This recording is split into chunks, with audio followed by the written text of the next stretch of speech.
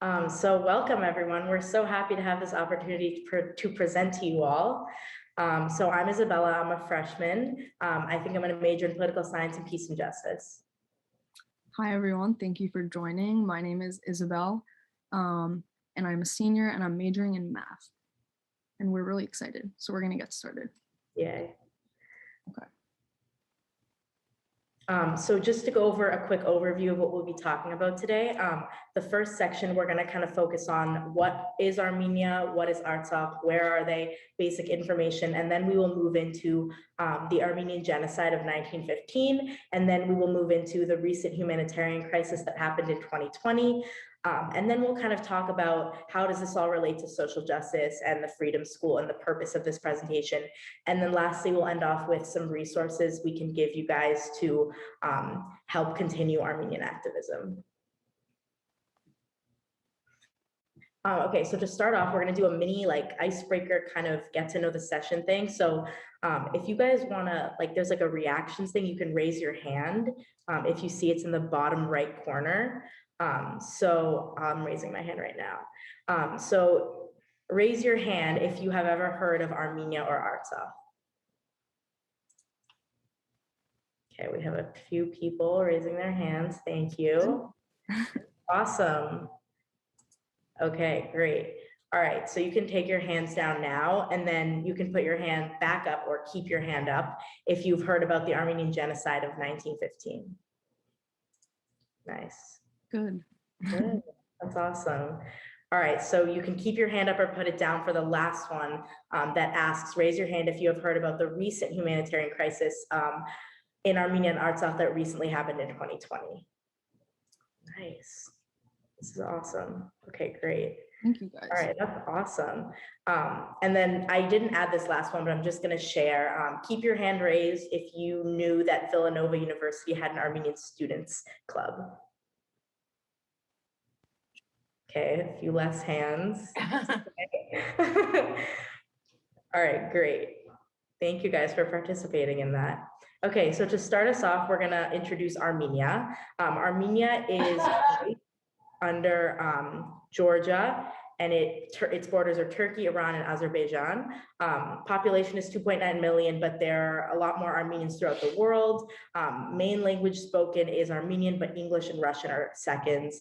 And then an interesting fact about Armenia is that it was the first nation to adopt Christianity as their state religion in 301. Okay, what is Artsakh now? Artsakh is also known as Nagorno-Karabakh, and it is a breakaway in the South Caucasus. It's supported by Armenia, and it is originally part of historic Armenia and indigenous to Armenia. It has Armenian occupation and as the government withstood in Artsakh since the 5th century BCE, regardless of countless attempts of neighboring dynasties to gain power or control, it is still indigenous to Armenia. Artsakh became part of historic Armenia in 387 AD, and after the fall of the Russian Empire, there was territorial conflict over Artsakh between Azerbaijan and Armenia, which rooted in the USSR and those issues that evolved from there. And yeah, in general, it is contained within the borders of Azerbaijan. As you can see in the map, you can see Armenia to the west. And then the light orange is Artsakh. So as I mentioned, the second portion of our presentation is going to be an introduction with a documentary about the Armenian Genocide. This was a documentary that I made a few years back, so I hope you enjoy.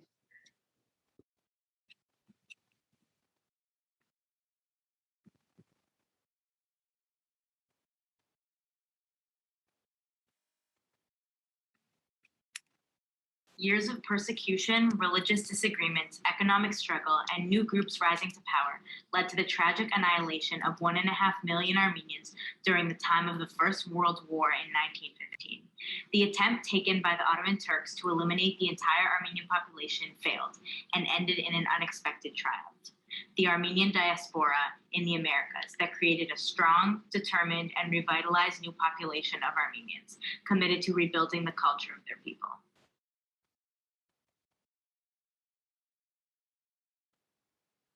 Armenia is located in the Middle East and is bordered by Turkey, Iran, Georgia, and Azerbaijan, and is also between the Black and Caspian Seas. Armenia was the first country to adopt Christianity in 301 and is still a Christian nation today. In eastern Anatolia, there were about 2.5 million Armenians living in the 6 provinces around the start of the 20th century. The Christian Armenians shared this area with the Muslim Turks, who delivered harsh treatment towards the Armenians. Some of these Armenians were merchants and artisans who contributed to the international trade during the 17th and 18th centuries, although most Armenians were poor. Other Armenians held positions in court, banks, commerce, and in government. The Armenian intelligence and dominance in society began to disrupt the Muslims. In 1887 and 1890, Armenian activists living in Russian Caucasia formed groups and parties to protest to form their own state, but did not gain lots of support from other Armenians. These advocations for their own state made by the Armenians worried and threatened the Muslims. These feelings and motives against the Armenians led to continuous massacres of the Armenians in 1894 and 1895 by the Ottoman Turks and Kurdish troops. Between 1894 and 1896, hundreds of thousands of Armenians were killed in the Hamidian massacres, and another 20,000 Armenians were murdered in protests during 1909 in Adana and Hadin. The history of religious tension increased as time went on between the Armenian Christians and the Muslim Turks of the area. There was a dominant Islamic rule where the Armenians lived, and they believed it was their duty to spread their Islamic faith. 2 of the young Turks, Talat Pasha and Enver Pasha, rose to power in a coup d'etat and became the most militant members of the party. The young Turks had new ideas and reforms for the government and wanted to create a new political order. At first, the Armenians and other non-Turkish groups agreed and cooperated. The Young Turks also developed strong Turkish nationalism and insisted this fear and hatred towards people who were not like them. The Young Turks wanted to regain their status and their territory that they lost during the Balkan War in 1912. To achieve this goal, they made actions to stop small minorities that attempted to seize power. The Young Turks' goals and intentions became more military-based over time. While political issues rose in Armenia, the First World War began. The Allied nations consisted of Britain, France, Russia, Italy, and the United States, who fought against the Central Powers, which consisted of Germany, Austria, Hungary, the Ottoman Empire, and Bulgaria. The Turkish support of the German military led the Young Turks to join the Central Powers in the summer of 1914. Many of the Armenians who lived on the Russian front were requested to help them fight against the Central Powers, but the Ottoman Turks demanded that they fight for their side. The Armenians announced that they would stay loyal to the Russians, and the Turks did not like this, and they viewed it as a betrayal of trust. One of the Young Turks, Enver Pasha, attempted to push back Russian forces during World War I at the Battle of Sarkamish in 1915, but it ended up in a horrible defeat that they blamed on the Armenians. Because of their loss, the Turks unarmed and murdered some of the Armenians. This was the beginning of the genocide. The Turks unarmed the Armenians for later so that during the genocide they would have no way to fight back. On the night of April 24th, 1915, a group of Armenian intellectuals were rounded up and killed by Talat Pasha's order. After the loss at the Battle of Sarkamish, Armenians were deported and forced out of Armenia, and legislation was passed, formally declaring the deportation in May of 1915. Armenian men were assigned to labor, then worked to death or assigned in the military, and women, children, and the elderly were led on death marches. After being deported from their homes, the Armenians were in caravans for months, going to concentration camps through valleys and mountains in the Syrian desert without any food or water. Most people died from starvation and heat while marching in the deserts, and others grew weak once reaching the concentration camps and died there. These killings and death marches were witnessed by missionaries, journalists, and military officers who made reports about them. Not only did 1.5 million Armenians perish during the genocide, but many Armenian cultural aspects were also destroyed, such as churches and relics. And I saw the Turkish people, long whips in their hands, and great throng of children and mothers and fathers and grandfathers. They were crying, and the children were crying, "Mama, I am hungry, I want some bread. Mama, I'm thirsty. Mama, I cannot walk. These sounds come in my mind. No, it doesn't go." My father was a survivor of the Armenian Genocide. He was only 5 years old when it happened.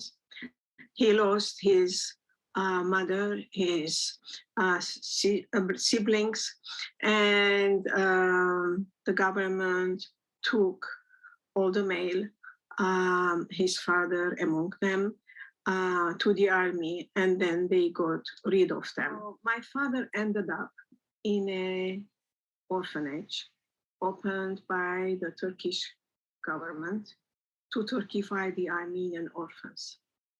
He stayed there for 3 years under very difficult circumstances, but he and all the other orphans, they resisted to be Turkified. They kept their identity, and they did everything to survive.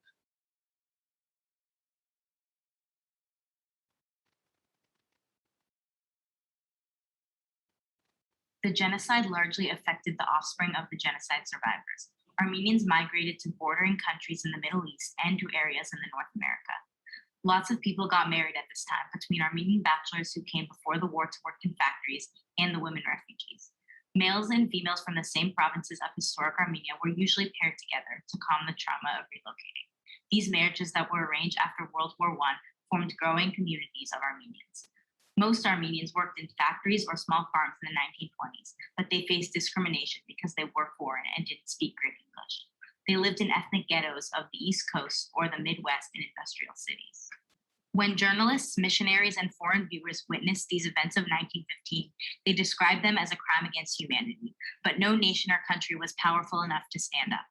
The Armenian Genocide was classified as the forgotten genocide, along with other genocides such as Cambodian, Rwandan, Jewish, and Albanian genocides.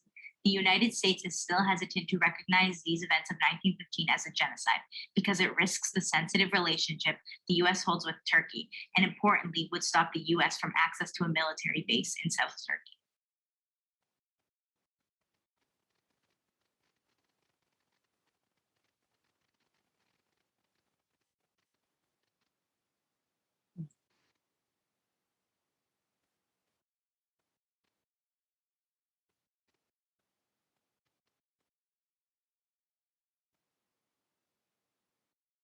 Armenian immigration had 4 major waves. The second migration wave coming from Armenia was after the Armenian Genocide. After 1.5 million Armenians perished during the genocide, hundreds of thousands of survivors fled to different places around the world. New Armenian communities began in other areas of the Middle East, Europe, and Russia. Lots of Armenians also went to the United States and Canada. The Armenians who migrated in the second wave after the genocide were determined to maintain their identity in their new communities.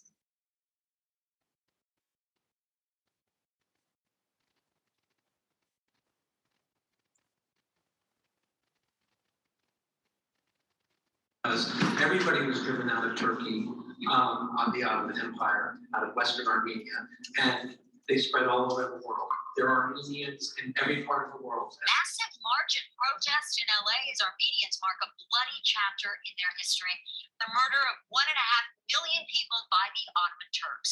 Today, many Armenians participate in Armenian foundations, charities, festivals, schools, and many other cultural organizations. The Armenian identity and influence in the world today represents the triumph of the genocide. Although their societies, cultural aspects, and communities were tragically destroyed, they were able to triumphantly rebuild themselves and create a strong Armenian culture worldwide. Although the genocide isn't formally recognized, Armenians continue to fight and strive for recognition and remembrance.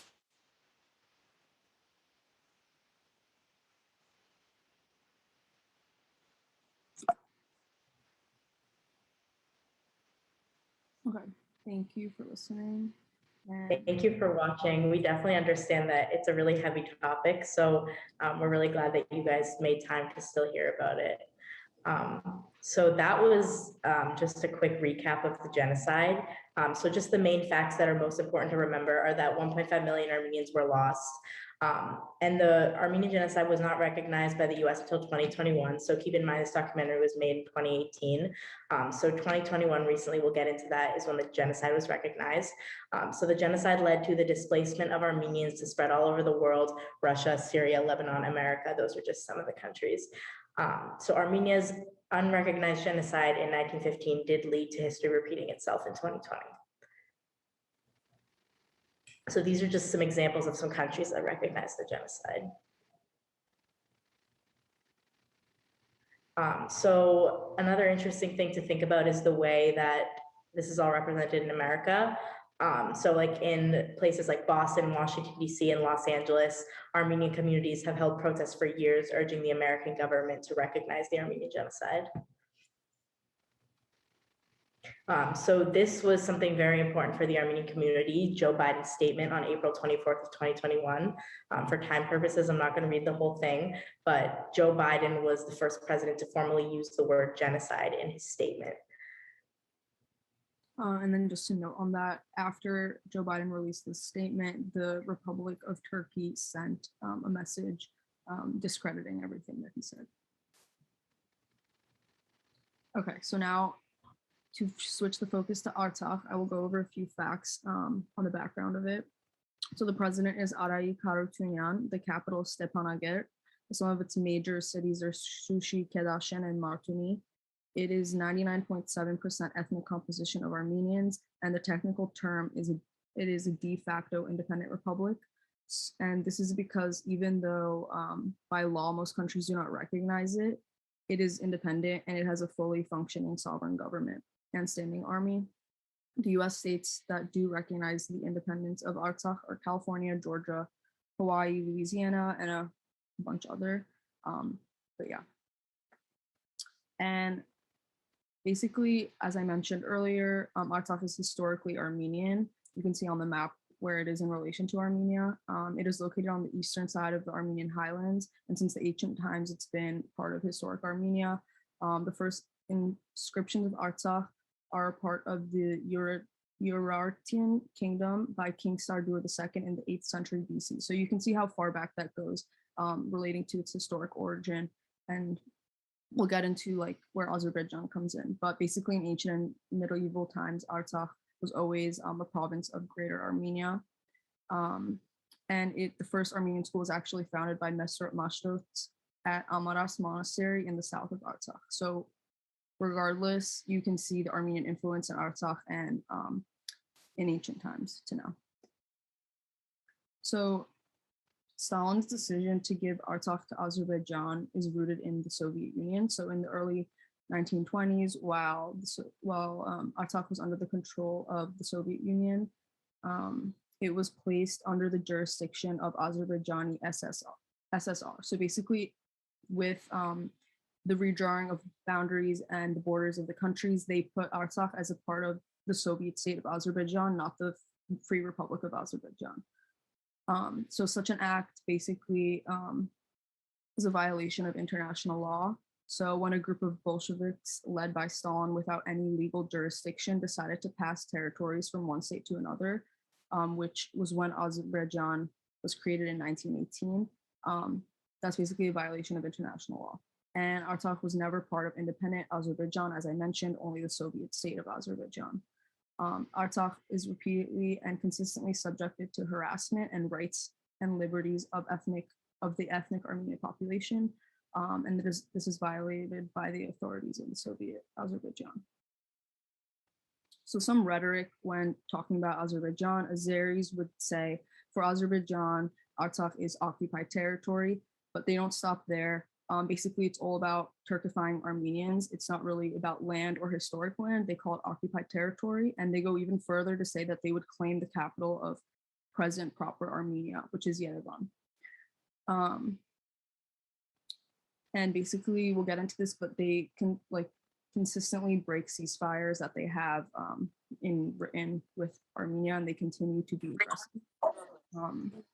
Artsakh is not occupied, Armenians would say. It's liberated land, and Azerbaijan has no claim to it, both historically and based on the current ethnic composition of the state, as it is Armenian.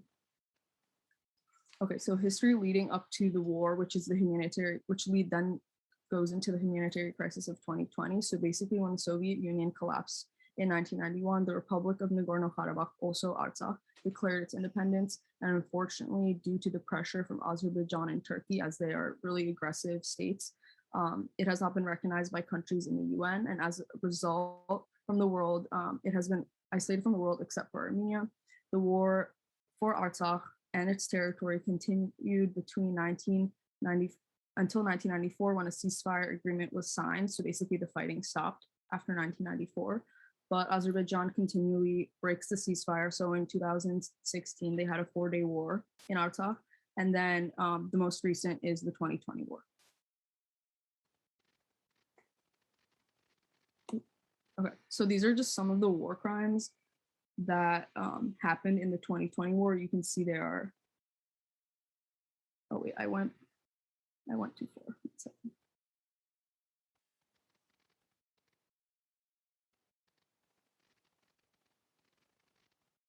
Sorry, give me a second.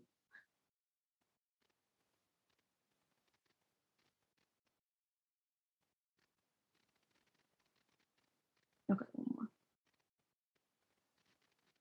Okay, so basically now to get into the 2020 humanitarian crisis, while the world was focused on COVID, the pandemic, Azerbaijan launched a huge invasion of Artsakh. Oops, of course, 1 second. Oh no. It's okay. Sorry, guys. That's okay.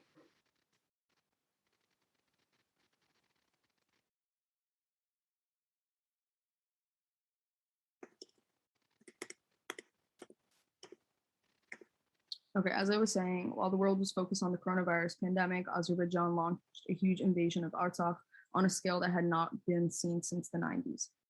They used drones purchased from Turkey and Israel with direct involvement from the Turkish military. They also transported thousands of Syrian mercenaries and jihadists who were paid to behead Armenians. And the Azerbaijani forces captured portions of Artsakh's southeastern provinces of Hadrut, Marduni, and eventually the city of Shushi. Okay, so into more about the humanitarian crisis, more than 90,000 Armenians from Artsakh were displaced. Azerbaijani missiles and drone strikes have been bombing the territory daily, hitting hospitals, churches, and schools. So it's not only a war, it's basically they're targeting civilians at this point. The Azerbaijani government, ruled by Ilham Aliyev, who was appointed by his father, who was the previous president of Azerbaijan, and his wife is actually the vice president. So you can see how that's not really any democratic government. So basically Aliyev denies all past and current violence against Armenians, and he is a denier of the Armenian Genocide. Azerbaijan government promotes hate speech and honors violence against Armenians. So I'm just going to show a quick video. It's much shorter than the other one about how they promote violence. In Azerbaijan.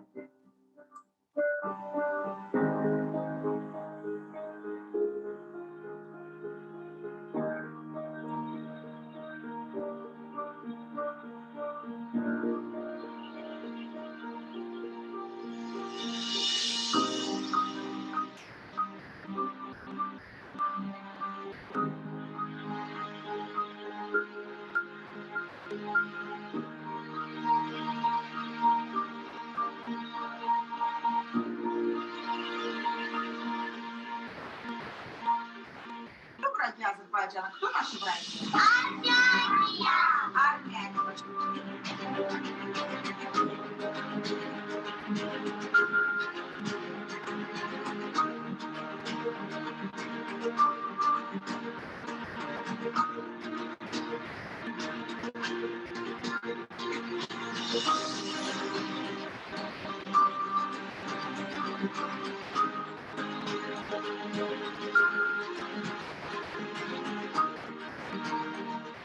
They sent out a press release that I'm going to visit Armenia and I get death threats from Azerbaijan.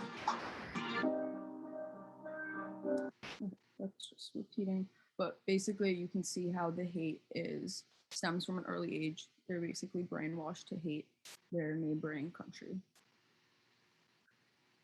Okay, and then in these pictures you can see just some examples of the war crimes, like they aimed at schools and kindergartens, damaging civilians.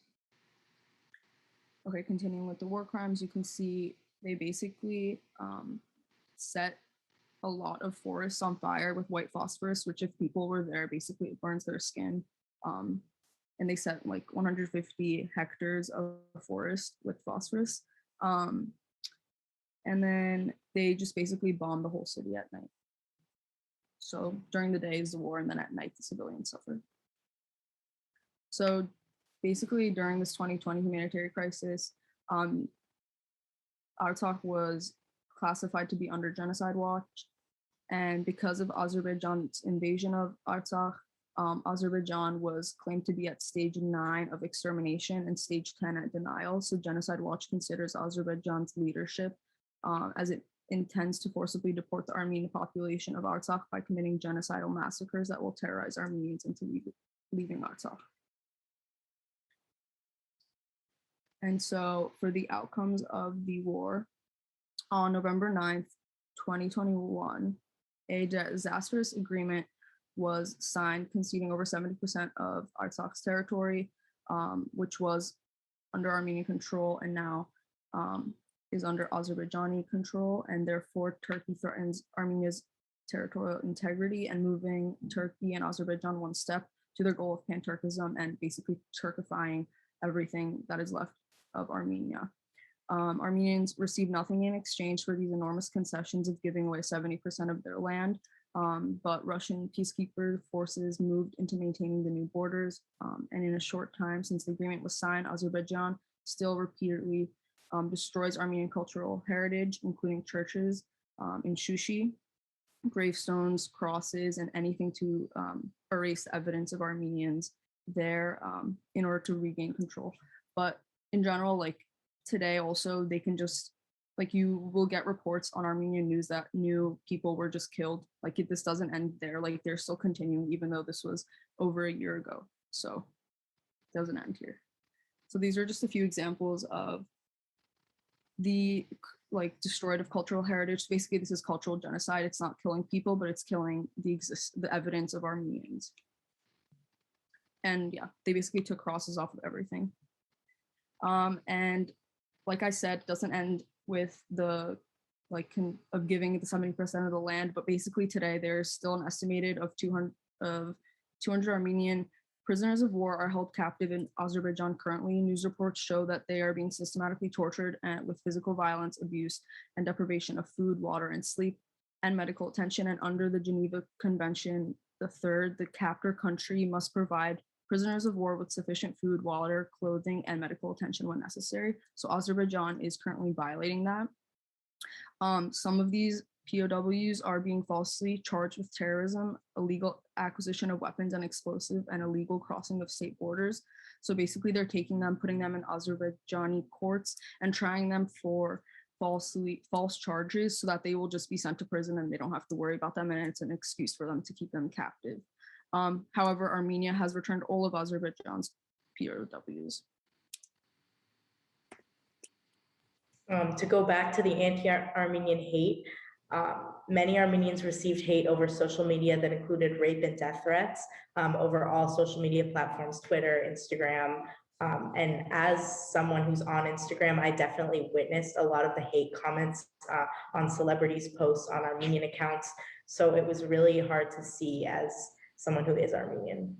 Yeah, even on the Villanova Armenians Instagram, we got like some weird comments, like just like, so I don't know, but it was just interesting. Many celebrities did speak up about Armenia. Michael B. Jordan was a big one. Kim Kardashian, Cher, Post Malone's in a picture. But a lot of celebrities like Larry King in the video did receive death threats, threats to take down their posts, all by people from Azerbaijan. So definitely was really hard and controversial when a celebrity posted because they would receive death threats. And I remember Cardi B posted something and then she was threatened so much that she had to take it down.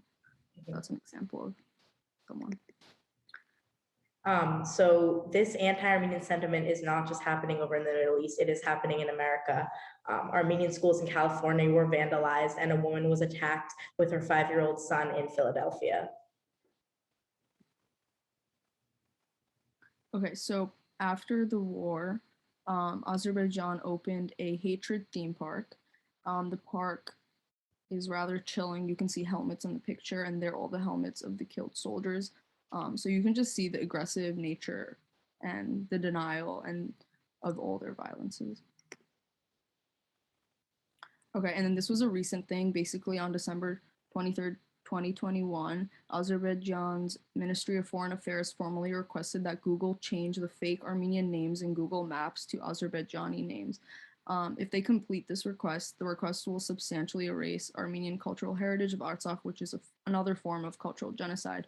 So in the chat, I'll put the link later, but just basically sign this petition to not have that happen so that Armenian cultural heritage cannot be erased from Google. So if you're thinking about this in terms of the whole world, America is definitely involved in global conflicts. So the question we kind of pose is, why does America neglect to recognize the genocide, and why was the humanitarian crisis left out of the news? So specifically, America and Trump in general holds a close alliance to Turkey. Therefore, America is more hesitant to stand up against Turkey and Azerbaijan. An example of this was when America increased their security aid to Azerbaijan by allocating 100 million in 2018 and 2019. So the graphic down here is really interesting because you start off with the US and then you go to Turkey and Israel, and they send military equipment and money to them, and Israel and Turkey send it to Azerbaijan, which then attacks Armenia. And it's also important to note there's the populations and military amounts on the picture. So Turkey's population is 82 million, Azerbaijan's 10 million, all against the small population of 3 million Armenians. So to bring this all back in terms of the MLK Freedom School and why are we doing this? So Armenian social justice, why should you care? So indigenous people have a right to their land. Armenian people have the right to live without fear that their tragic history will be repeated. Often as Americans, we think that issues in the Middle East are far from us and do not involve us at all. That is far from true, and the US government plays a large role in international conflicts. As Armenians and people who are passionate about social justice and human rights, we believe that the humanitarian crisis in Armenia should be included in all activism and media. So now, where do we go from here? So now we will be talking about some of the resources and the best ways to advocate for Armenia and Artsakh. First of all, the best way to advocate is by donations. And obviously, if you're not in a place to give donations, there are other ways to help. But I think the most important ways to help Armenia is through donations, especially during the war. And now the best way to help is still donations, but staying informed and spreading awareness is also extremely helpful. So donations, Isabel and I have researched the best place to send donations. And the first donation place is called Kuirigs, which means sisters. The mission of Kuirigs provides resources to the global Armenian network by launching community projects, implementing educational initiatives, and amplifying marginalized voices. Our ongoing humanitarian efforts and initiatives prioritize transparency, long-term sustainability, and a commitment to supporting local economies. So that mission statement is right off their website, and their Venmo is linked right there at Kuirigs. I think Venmo is like a really easy way for people like us to just send money over. We'll just give a second for people, maybe take a picture. Oh yeah, and we can also link all of this in the chat after the presentation is over. Thank you. So we definitely believe that it's very important to know where your money is going and understand who is receiving the donations. So Kuirigs projects include Project Mighty, which is a project specifically for mothers and families that have newborns. So if you donate to Project Mighty, it's bringing essential supplies and support to families of newborns affected by the war in Artsakh. And the Luis project was kind of more prominent back in 2020, but it was immediate life-saving aid, including food and medications during the Artsakh War of 2020. And then one more that was originally earlier, I think it was Kuirigs' first project, was a mentorship and professional support for teens in Armenia's Tavush region. So throughout the course of the war, we've been donating to Kuirigs, and it's really important because if you follow their Instagram, which we'll get to, some social media platforms, you can see exactly where the money's going. You can see who starts the organization, the mission. It's a really great organization. Okay. For another organization to donate to is ARS, which stands for the Armenian Relief Society. Their humanitarian objectives for their project is shipped items to Armenia for distribution among displaced families and individuals who had taken refuge in Armenia and cities of unoccupied Artsakh. So basically those displaced that need now shelter and food. So their initiatives was Stand with an Artsakh Family Relief Project. So the goal was to provide financial assistance to 1,000 displaced families from Artsakh. And they had another one, which was Children of Fallen Heroes, to financially assist the children of fallen heroes, both in Armenia and Artsakh. And you can search their website, just Armenian Relief Society Eastern Region, and they have these initiatives. Well, we have links in the end of the presentation.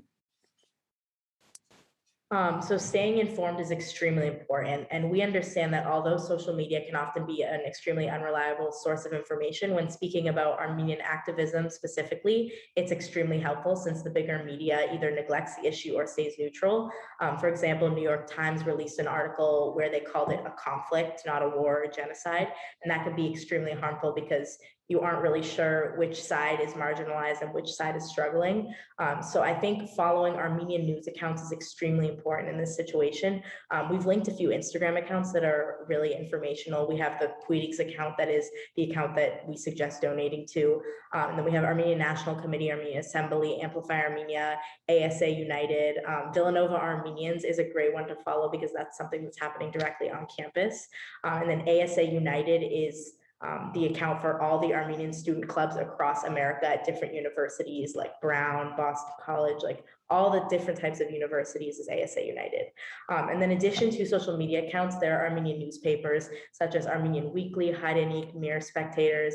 And then the last one is a helpful website. It's Help Armenians Card Code that has links to different websites about the Armenian Genocide, the humanitarian crisis, where to donate, to sign petitions. It kind of is like a big summary of everything we just presented is in that website. Okay, so spreading awareness is also extremely important. In addition to following Armenian news accounts, it is always helpful to share the post to family or friends or repost the action items. This is a super easy way to spread information and does not cost any money. So attending nearby protests is really important. Wherever city you live in, there is probably an Armenian community near you, although you might not have heard of them, especially big cities like Boston, New York, Chicago, LA, Connecticut, Rhode Island. Even the smaller ones have Armenian communities. If you have Armenian friends, attend protests with them. If you hear about it in the news, spread it, maybe talk about it at your school.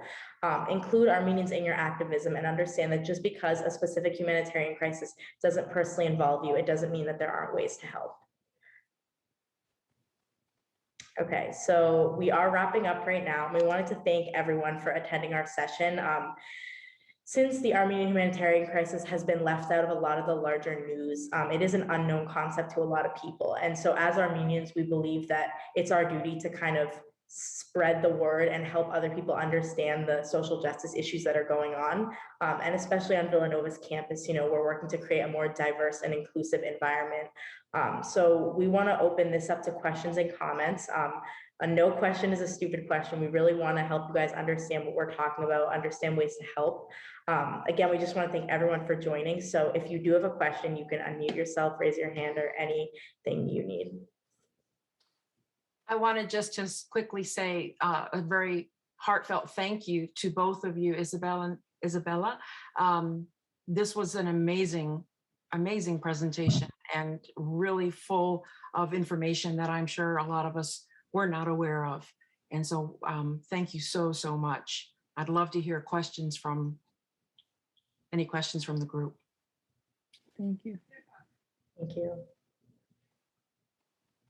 You can also put questions in the chat if you're uncomfortable sharing or raising your hand.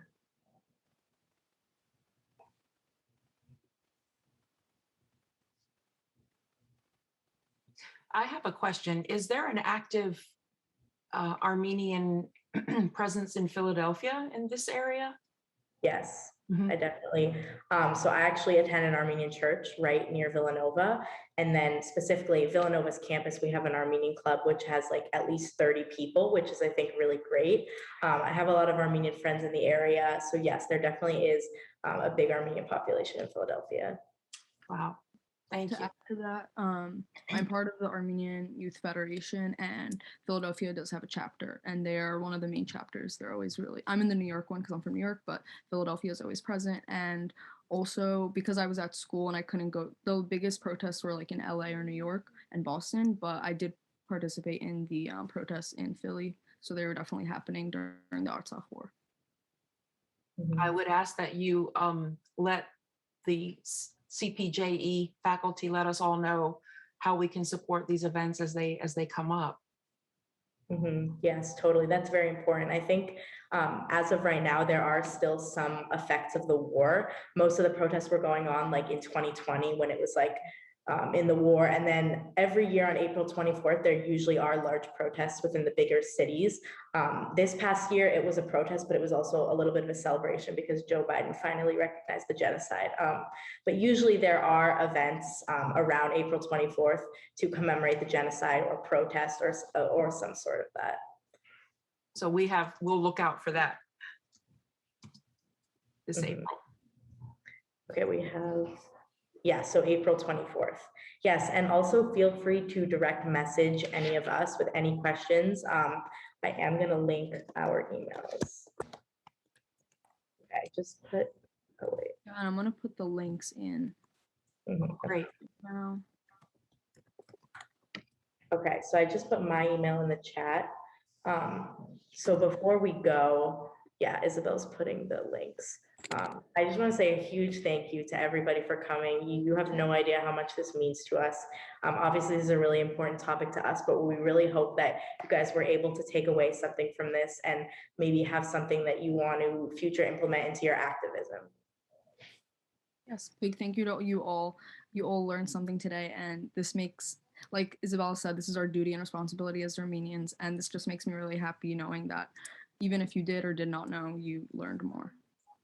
100%. And as a mother baby nurse, I'd love to hear more about the, I called it the Project Mighty, but it's not this Mayrig Project. No, you said it right the first time, Mighty. Yeah. Yeah, as a mother baby nurse, I would love to, I'll definitely delve into that and learn more. Well, I cannot thank you all enough, and I'm pretty sure I'm speaking for our audience too in saying one big thank you. An amazing presentation, and I can't believe you guys aren't professors here. Come on. That was such an amazing and amazingly well done presentation. So thank you, ladies.